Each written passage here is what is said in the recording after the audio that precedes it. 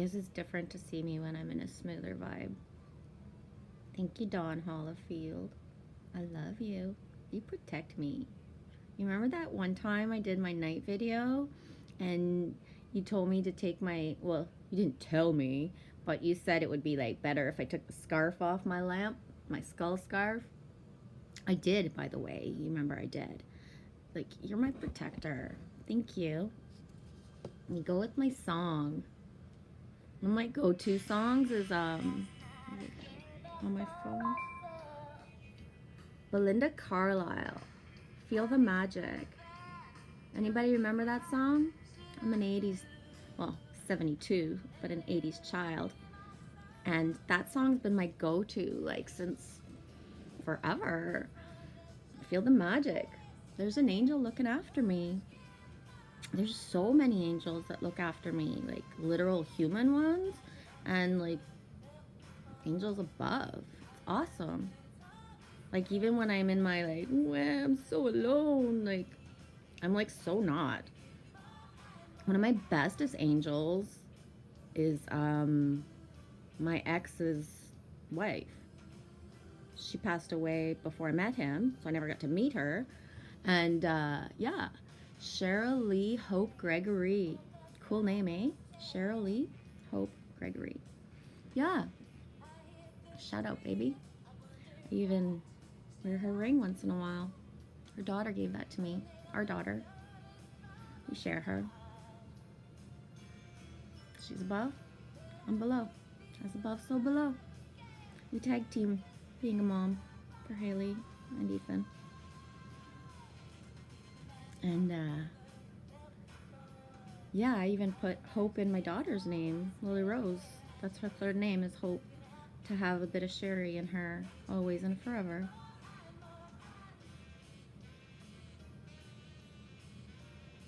Some people might not understand like what our bond is. We never met, but it's there. I can be 100% honest and say that I was closer to Sherry than I was to my ex. Sounds weird, eh? He was in his demons, she wasn't.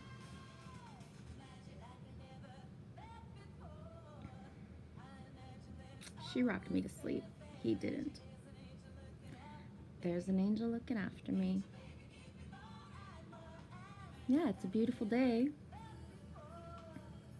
I get smoother when solar winds hit or certain activity goes on within the universe. And it's not that I'm feeling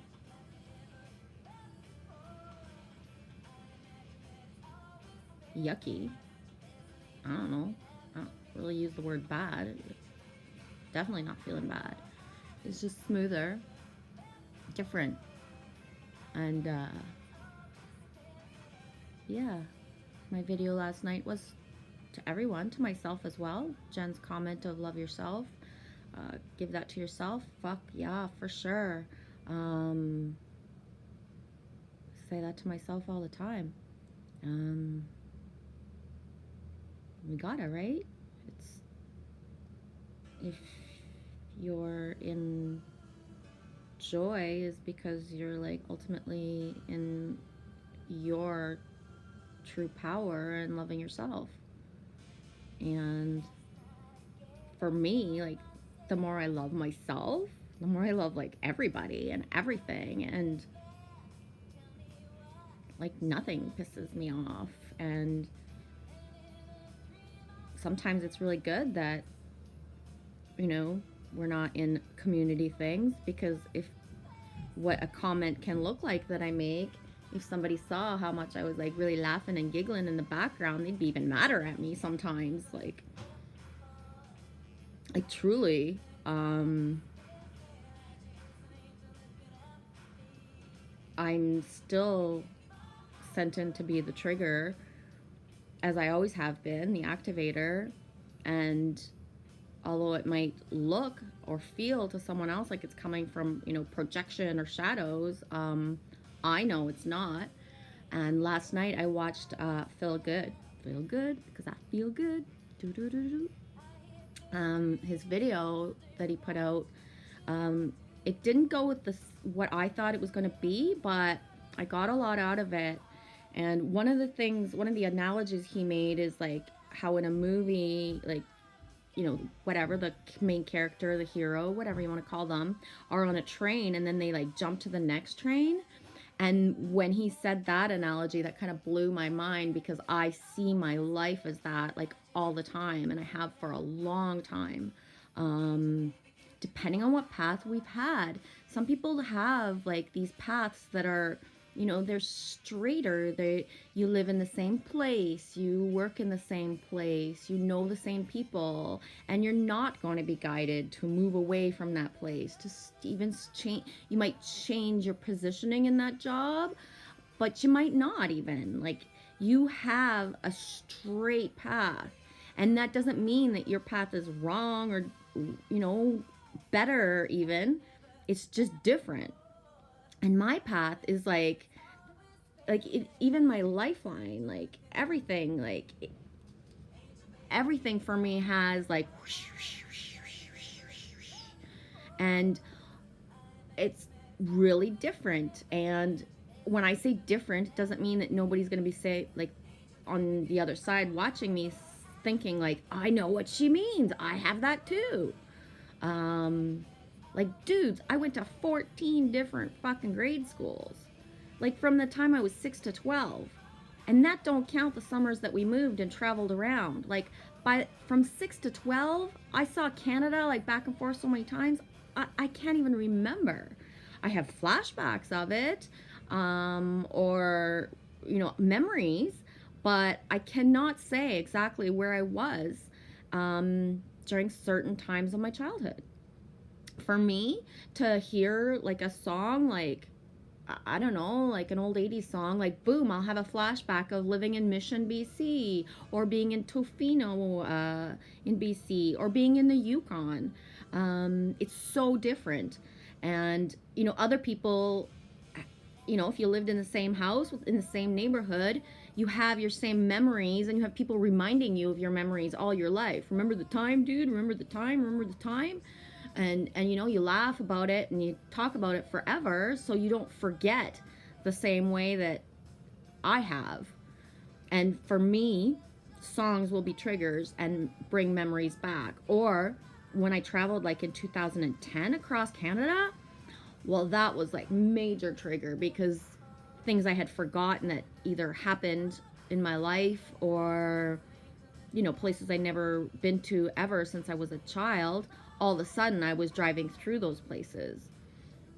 Bridget Lunn, Bridget Five Tarot, like where she's living now, I remember being there in 2010, and the energy there is so powerful.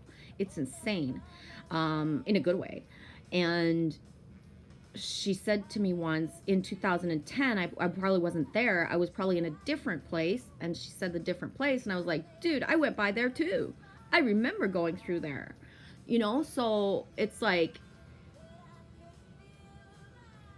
that thing where like Bridget literally goes and either grabs a coffee where I've been, and or goes into a mountain. Like when she said the other day that she went for a drive, to me, she said she went for a drive in the mountains. Like, it's like inside me, I had that feeling of like I was there.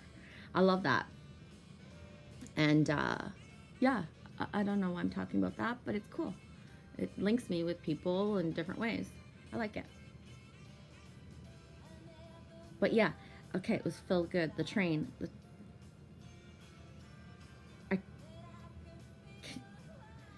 What I didn't see before and understand as I was doing it, now I see it, and I feel it, and I know it's happening. And I'm consciously choosing to jump from one timeline to another. Peek into one, yeah, that doesn't resonate with me, or it resonates for a long time, and then boom, it doesn't, and like, I'm out of there. I don't linger anymore. I don't go against the current of a timeline that doesn't feel good, or if it doesn't, it's just, that's not it, you know. And I can feel myself, I'm train jumping right now. like going like doom, and there's like a shitload of trains that go by, and I'm like popping on every one and popping back to the other ones. It might sound all like what, but somebody out there knows what I mean. I'm a person that I don't watch diligently, but that I do go see into for the last 3 months is a mystical moment. She does tarot, and she's really cool. And for me, tarot, I can't sit there. I have, but I don't usually sit there and listen to a whole reading. I have, and when I have, it's because like pretty much everything was like giving me a message that I needed. But tarot is something that once it's said, that can be changed as well. We choose our reality. I believe that we choose our realities. So because someone has, or if I pull my own cards, or if someone else pulls a card and says something, I consciously choose to delve into it or to back away from it. Does that make sense? Once you've seen something, that doesn't mean that's what you're going to choose to manifest or to let into your reality. And when I popped into one of her readings yesterday, excuse me, I forget what the name of the reading was called. She puts out different various ones during the day, and at one point yesterday I was scrolling through my feed and it was like, go in. So I did. I jumped in. And what she said, I even wrote it down, is what you think is next is unexpected. Drop all expectations. And that's what I went in for, and I pretty much only stayed for that. I don't think, if there was anything else, I didn't grasp it. It wasn't for me enough to write it down, but what you think is next is unexpected. And that's the message I've been receiving for the last while, is that what I thought, wished for, or wanted even, isn't that. And I like that. It's kind of neat. And it might sound really weird, like, I know I manifest my reality, but I also know that there's parts right now for me that I have to let go of everything that I'm thinking of, because ultimately I have already made all the like the ultimate soul contracts. I've already made those wishes of what I want. And if I start to focus on like a vision board, I'm kind of perpetuating something else into the universe than what's coming next. I don't know if that can make sense. It's like complete surrender. It really is. Anybody else living in the situation that I'm in right now, where like we're what, the 23rd, 24th today of April, and in literally like 5 weeks I'll be somewhere else, but I don't know where that is yet. I know. Isn't that cool? Drives me batshit. I love it, because I've worked up to this point for the last 12 years. And in the last 12 years, I've had visions of this place. I have inner knowing of it, but I've let go of trying to control it and manifest it. Not sure if that can make sense. I'll give you a solid example of how something happened for me in the past, so that it's like, oh yeah, okay, maybe. Where I lived down the street in 2009, I think it was 2009, 2008, when I was wishing and wanting to be in BC, I was having visions of this place. I was seeing that I would live somewhere where there was a dock, where there was a boathouse, where there was a couple sailboats, but more little fishing boats. I was looking up in my visions and seeing tall trees. And I remember at the time I was interpreting it as I was going to live somewhere other than Canada. Excuse me. And I was saying to my inner self, like, I don't understand why I would be guided out of Canada until my children are a certain age. I've already had to do certain things that most mothers don't. Am I really going to be taken away from my children before they're a certain age? And inside was telling me, just go with it. You're not quite there yet anyway. You'll see when you see. So when I manifested this place with the actions that I had to do to get here, the way that I found this place was online, and I was just searching for a house that was big enough for me and the girls when I was leaving Temagami. So I never saw, I didn't look at this place. I knew it was in a safe neighborhood. I knew how much it cost. I knew how many bedrooms there were, and that's it. So the day I actually arrived here, it was like being, it is more than a movie moment. I can't even describe the feeling of it. Like, it took me 5 days to actually look farther than a little bit at a time because it was so shivery and overwhelming. When I looked up and saw the trees, they're pines, but they're really like small trunks and very tall. And inside, like, it went like, whew. That's why my visions of the trees that felt like they could be palm trees because they were so tall, but that there was something inside me saying, like, but I'll be in Canada. That doesn't make sense. When I walked on that dock that I can see from this window and walked down that dock, like, the overpowering, like, holy shit, like, I've dreamed of this place since whatever the amount of math time it was like, boom. And I did that for here too. I would look at when I moved into that place, I looked at this place thinking, like, that would be the perfect spot for me because it's more secluded and not right in the middle of so many people.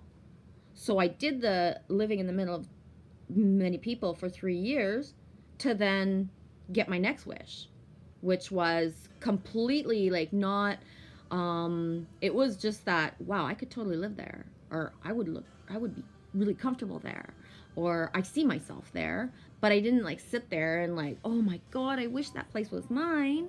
I just put it out in the universe and then it happened. And that's why I can have inner knowing that my next step is right there as well, because I've already wished it, dreamed of it, and will figure out the inspired action steps I need to take when they come to me in the next couple hours, days, or weeks. That's it.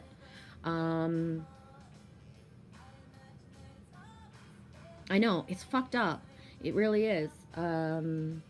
Complete surrender mode is something that I don't think I've found anyone to just talk to. No, I haven't. To just talk to that completely understands. And it's mind-blowing the way that I'm protected and provided for. It is there's no logic to it at all. None. Like, zero. Like, absolutely no logic. Like, it is so fucking magically delicious and so, like, what the fuck, that I don't even speak out loud to it to too many people, because all it does is create a jealousy from people within that, like, why the fuck can she have that and I can't?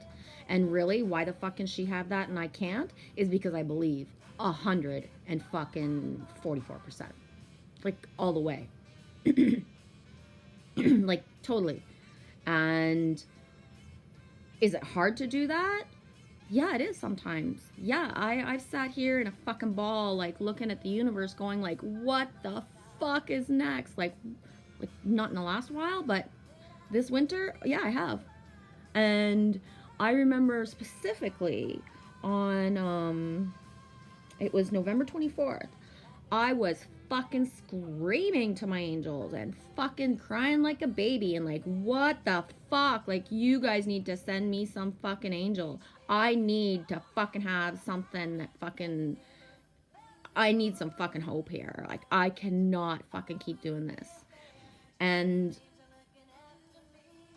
you know, after my little fucking hissy fit to the universe, when I was done, because you got to get it out, you know, like there's no shame in getting it out. Felt really fucking good. But when I was done, I was guided to go in my garage, and the first thing I found was a bear tooth right in the middle of the fucking nowhere on the ground, a bear tooth. And it, you know, depending on how you resonate with bear symbolism, you know what I mean by the power of the bear. And if you don't, like, fucking Google that shit. It's some powerful mojo. The bear has guided me all my life. It's in my name, Barrett, for the gun too. Bang, bang, because I'm a trigger. But it's fucking powerful. And I remember I was like, what the fuck? Like, I know I have bear teeth. Could a squirrel have brought it out? Like, and then it was like, do I really care how I found it? Like, where it came from? Like, it's mine. It's in my garage. And, you know, I brought it in and was like really grateful to have found comfort. The second thing that happened to me is that I found Diana Bastat. I was guided to go on YouTube and find a belly dancer. And at first I was like, what the fuck? And then I watched her, and for me, she is a fucking instrument of God. She uses her body in a way that was like, I had never thought to use my own. And she awoke in me that inner goddess of trying to do that, of assimilating not exactly how she moves, but to my movements that I make for myself. And through finding her, starting to move, and this is all in the same evening, starting to move, my kundalini, you know, reactivated, my fire was relit, my chakras aligned in ways that, like, even if the strongest healer had come to my fucking house and door, couldn't have been more powerful than me finding it within myself, because of letting myself do the movements that I saw someone else do. She also helped me to overcome or certain beliefs I had about belly dancing. I had never watched a belly dancer in my life. You know, belly dancing is belly dancing. It's not for me. And so she took away a part of my limiting beliefs of what I could do and what I could watch. I don't see her as, you know, eye candy and, you know, like look at her in a sexual type of way. I've channeled my sexual energy in a way that's like so fucking mind-boggling. Nobody ever believes me. But at the same time, her fucking raw, like pure beauty of her body that is an instrument blows my mind. And through her, I found a male belly dancer, because when I was watching her in the next few days and weeks, I was like, do men belly dance? You know, and so I found Giovanni Dolemi. I can't remember his name. I'm not good at pronouncing stuff, but he's in some of my playlists. And I resonate with watching him because the way that he does a lot of like popping and like different movements that I can see, because he doesn't have boobs and wear anything that covers them. He's a boy, and that's acceptable. And because I can see everywhere in his chest the way he moves, believe me, it's not that I can replicate his moves, maybe someday, but because I can see what he's doing, I am able to recreate a certain things that he does. And again, I'm not an imitator. Like, I don't think I wouldn't even try to like do what someone else does and recreate, but I integrate into what I can do, what other people do. And those two people just have opened my mind to what a body can do, and how. It's really cool. And if you haven't, you know, male or female, if you haven't done or even considered belly dancing, you know, stretching, yoga, meditation, all that shit is like amazing. Kick it up a notch with fucking belly dancing. And it's not about perfection. It's not about imitation. It's about letting yourself flow. And that basin, like your hip movement, opens up your chakras in ways that like you can fucking put crystals on your belly and you can like chant and meditate all you want, but the movement will fucking like kick you up like boom, like so many notches. And it's not about size. Um, you know, I don't think I saved it. I only saved like the ultimate stuff that I can use, but um there's some like amazing talent with different body sizes. So please, same with yoga. You know, I don't even use the word yoga, I use the word stretching. That whole like size thing, don't go there. We're all different shapes and sizes, and don't limit yourself to what your body can do. Some of the most powerful videos I've ever watched are voluptuous men and women like fucking getting down and fucking dancing in ways that their bodies are so fucking powerful. It blows my mind. I love it. I fucking love it. Yeah. And my third thing that I found on that November 24th day was my cat. After I had found Diana Bastet, I went and pulled 3 cards for myself. I forget what my first 2 were, irrelevant, but my third card was Diana Bastet, goddess Diana, and Bastet was the other one. So I pulled a card that was Diana, the goddess, and then the other one was Bastet, the other goddess. So that was pretty cool. Like, everything was flowing for me. And specifically, I don't often go read the book part of the message. I don't need it. But when I did that time, and it said like, get a cat. I was like, okay. And yeah, I looked for a free cat because I didn't have a lot of money at the time. And a free cat was delivered to my door 36 hours later.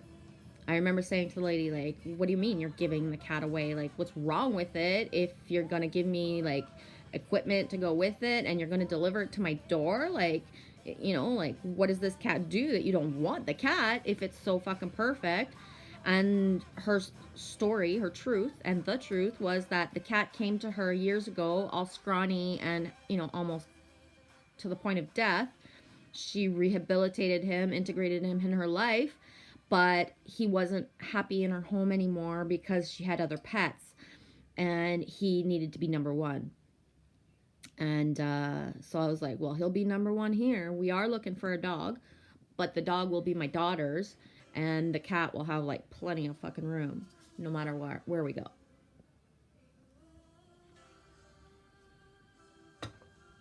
Yeah.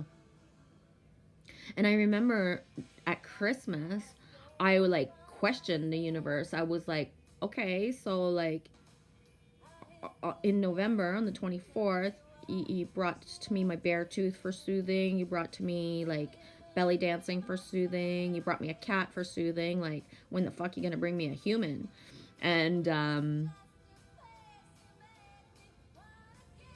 that's the thing, eh? Depending on what types of conversations you have with your higher self, it's funny how, you know, it was like, girl, are you never gonna have enough? Like, just go with it. Whatever's next is next, and enjoy this part. And so I am. I really am. And that sometimes can be hard to believe.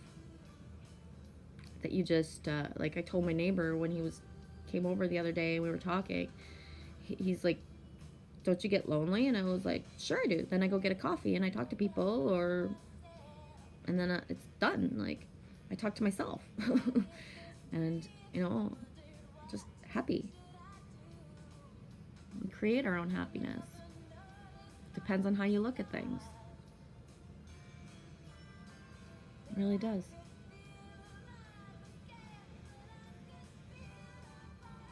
Yeah, and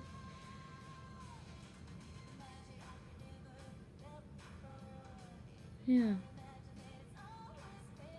I'm gonna go. I got some stuff I want to do. I might pop in later. I don't know. I got a show tonight at my daughter's school. Dance thing that they're doing, not me. And yeah, that's gonna be fun. I've decided to like keep my vibe very elevated and make sure that whatever needs to flow will flow. Let's see what happens tonight. Should be an adventure and a half. I really feel the magic of the youth of today, depending on how you want to look at the generations before and after you is all a mindset. If you want to think positive things, that's what you're going to see. And even when it's not my daughter and, you know, her dancing or her dance crew, her peeps, it blows my mind, the talent, and the